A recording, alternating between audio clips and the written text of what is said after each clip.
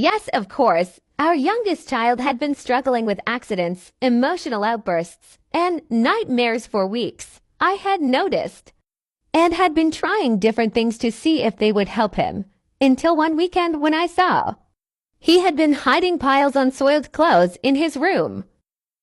I asked him what was going on when he got home from his father's visitation time, and he told me he couldn't tell me what had happened because it would get his father in trouble. And it had to stay a secret, being a mandated reporter and a mother. That set off a lot of red flags. So yes, I took him immediately to the emergency room to be checked out and called the police. Yes, I filed a police report based on what my child confided in me, as any parent should. They found no evidence of sexual abuse, which thank God for that. I am thrilled that our child was not abused in this way, but that does not mean the report was filed in bad faith. It was filed because that was the right thing to do as a parent. If he'd like to be angry, I did what I had to do to ensure our child was safe. I'm fine by that, but I would expect him to do the same if the shoe. That's certainly a commendable testimony of your commitment to your children, Ms. Blank, but I do have some questions in regards to this incident. Is it true that when you filed this police report, that you in fact did lie to the officer? No, not that I'm aware of. Strange, because in the officer's notes, I see that it was recorded that you claim to have sole decision-making power for medical care of the children, when we know this is in fact not accurate. Is it? No, the order specifies we have joint legal custody with me having impasse authority. The officer may have misunderstood, or maybe I misspoke, but I never intentionally lied or misled the officer. This also isn't the first time you've reported abuse that was unable to be proven or confirmed, is it? I've never reported to the police that Neko has abused the children in any way before this. No, but you certainly attempted to portray my client as a perpetrator of domestic violence during your divorce proceedings, didn't you, even though you had no legal evidence? Strange how you have never been able to prove abuse when he seems to. Your Honor, if I may be so frank, this line of questioning from the opposing counsel is asinine at best. I think we can all say beyond a shadow of a doubt that the other party is grasping at straws here and praying that anything sticks. If Mr. Blank has all of the evidence that my client is a liar and framing him as an abuse father and husband, why are we not seeing any proof whatsoever? He harps about my client being unable to prove abuse, yet fails to prove his case as well. If opposing counsel is unable to provide some type of evidence to back up their request for this restraining order, and Mr. Blank himself refuses to testify, I move to throw this order out. Your Honor, clearly Ms. Blank's legal counsel does not have faith in her case if he is refusing to allow me to continue my questioning. Counselor, do you or your client have any evidence to back up the claims that have been made today or not? Your Honor, everything said today has been a factual statement of events. That is not an answer to my question. I asked you if there was any evidence. Then no, Your Honor, not in the way that you are referring to. So you and your client believed it was in your best interest to file for a restraining order, despite there being nitrogen monoxide evidence that your client is in any form of danger from Ms. Blank. For what reason exactly? I'd love to understand why you chose to waste my time. Your Honor, this is not a waste of time. Ms. Blank has undergone a non-stop smear campaign against my client and has now evolved to claiming he is sexually abusing his own child. This restraining order is pertinent. No, from what I have heard today, your client is only attempting to use the courts to once again punish and control Ms. Blank. His behavior and judgment for bringing this case to court is deplorable. I refuse to punish a parent who files a report in good faith and in the best interest of their child. From what I see, Ms. Blank only did what any rational parent would do given the information she had available. This matter is dismissed. I would like to seek attorney's fees for my client as he only filed this complaint due to Ms. Blank's actions. I am going to pretend you didn't say that in this courtroom. Officer, is everything okay? No, not quite. Are you aware that your ex-husband has been calling the station multiple times a day, demanding we charge you for filing a false police report? I wasn't aware, but I'm not surprised. He attempted to file a restraining order against me and it was tossed out. I had absolutely not intention of moving forward with pressing charges, but if he is so passionate about ensuring we do, I may end up having no choice. I'm sorry. Does that mean that you are pressing charges on me for ensuring my child is safe? No, not yet. I am actually contacting you right now to let you know this is your official warning against this type of behavior again, if it is reported to us again in the future. I will not be able to help you. I'm not the one with a history of Abu $3 here. No, but you are the one who lied about having full decision-making when you filed the report and effectively lied to police during this report. Officer Blank, my name is Attorney Blank, and Harper here is my client. I was informed that you believe you have the ability to charge her for lying on a police report. Unfortunately, yes, I would be able to. However, I think a warning should be more than sufficient in this case. No need to actually make a case out of it if we can avoid that. Of course, I would just like to see the body camera footage of my client lying to you while filing her report, so that we are all on the same page here. Well, I'm afraid I can't do that. If this ends up in trial, you can request the footage. But I can assure you that your client lied when she blatantly stated she had final legal decision-making. My client denies saying this, and even if she had, do you not agree that joint legal custody with impasse means the same as final legal decision-making? The end results are the same, but the wording is not. Do you make it a habit to threaten single mothers and victims of domestic violence with this disgusting overreach of power when they simply misspeak? Or is this a targeted attack on my client?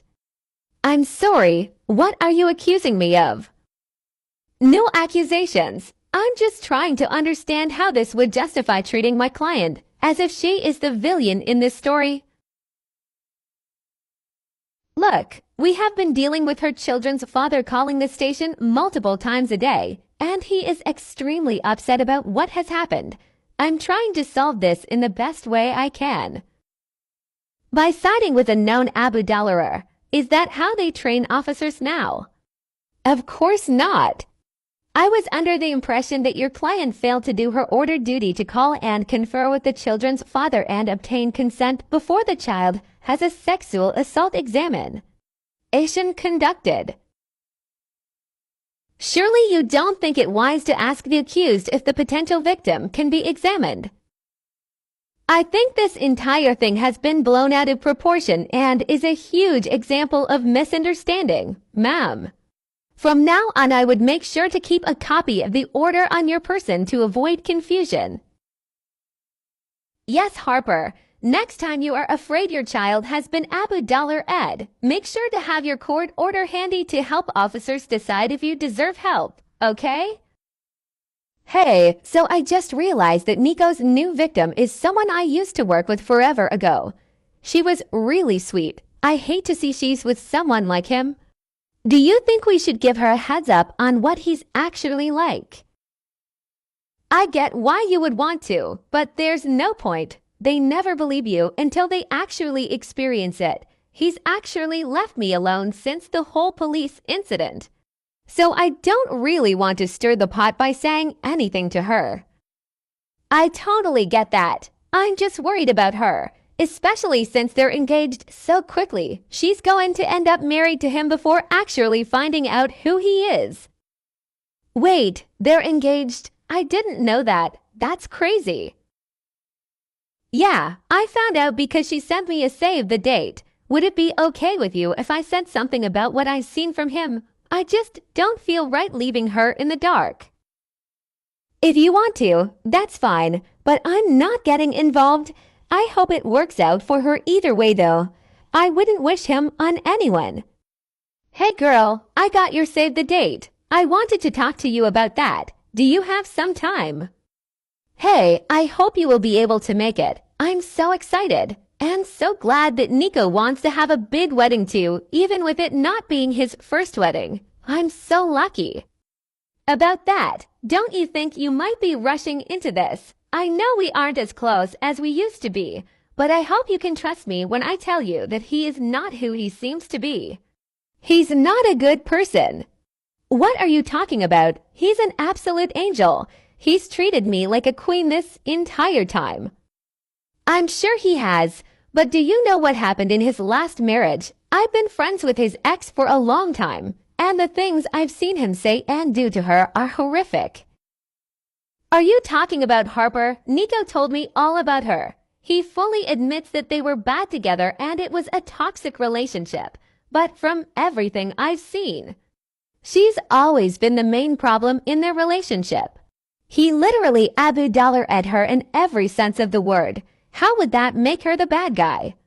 He's never Abu Dollar-ed me, so clearly she did something to make him react. He hasn't treated you like that yet. He was good to Harper at first too, until he wasn't. I'm not trying to upset you or cause drama, but I needed to make sure you knew what you were getting yourself into. And I appreciate that, but I promise you that she has lied to you about what actually went down between the two of them. Okay, well, if you ever need me, just know I'm here for you.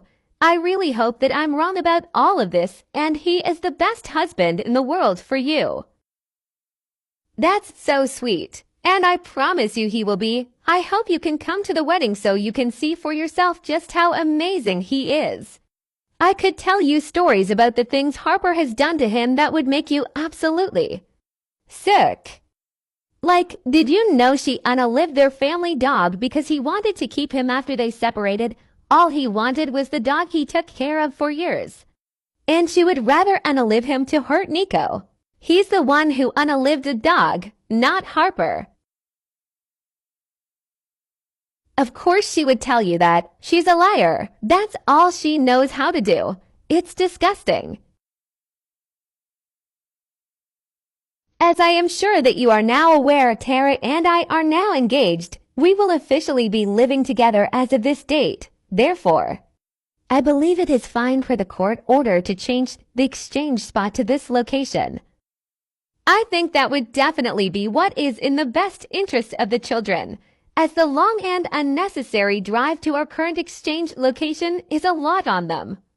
I will just need you to get this agreement written up, and we can sign and have it notarized and submitted to our attorneys. I'm not sure why you think having this drafted by an attorney and notarized is so essential. Tara and I both agree that we should move the exchange location. So if you and I can come to a mutual agreement, we can avoid the costs of involving attorneys. I completely understand why you would want to avoid the extra cost, but it is in our order that we have to do so. I would be more than willing to look past that requirement. But you have proven time and time again that I cannot trust you to keep your word on agreements. I see that once again your issues with having control over my personal life outweigh your ability to see what is in the children's best interest. I apologize if you feel that way. I assure you that me requesting the ordered paperwork to ensure there is no confusion in the future is solely based on what I believe is in the children's best interest. I have done absolutely nothing that would indicate a reason for you not to trust. I would not want to alter the drop-off location if we both agree to a location that benefits all parties. We both know this is not true. Over the last few months, you have altered exchanges no less than 12 times. Multiple of these times involved police intervention due to you violating our current order. Every time this happens, the children come home visibly upset and extremely confused. I am done playing the games you seem to enjoy to play, and am only interested in sticking exactly to what our order requires. This is my written acknowledgement that I am willing to move the exchange location. If it's not good enough for you, then we can continue wasting our time and driving further. I refuse to bow down to a woman like you, who doesn't deserve it. That is your choice then. If I do not receive confirmation from you that you agree to the new exchange location within the next 2 hours, I will continue to use the one we have been using and have to explain to the children why they are wasting their weekend driving so far. Neko, I have told you what the court order requires to allow alterations. You can view this as petty or unnecessary. But I have been instructed by my attorney to follow the order exactly as written based on your history of lies and manipulation. No, Harper, this isn't based on my past behavior. This is all due to your behavior. The only person who is fighting or being unreasonable in this situation is you. I have made mistakes in the past, but I learn and grow from them each time. You don't. It is important for me to point out that all accusations you have made about me in this conversation are false, as they are either complete lies or you are twisting situations completely out of context to suit your twisted beliefs. I will no longer try to appease you. I have offered you options to make our lives easier, and you choose to continue to make life hard. I apologize for all the headaches we are having regarding the exchanges for the children. I should have done a better job at communicating what was going on and ask you your opinion instead of telling you what I wanted to happen without much notice. This is something I have learned since I began participating in therapy. I have really been working towards unlearning behaviors that can be taken as toxic or Abu-Dallar-Ive.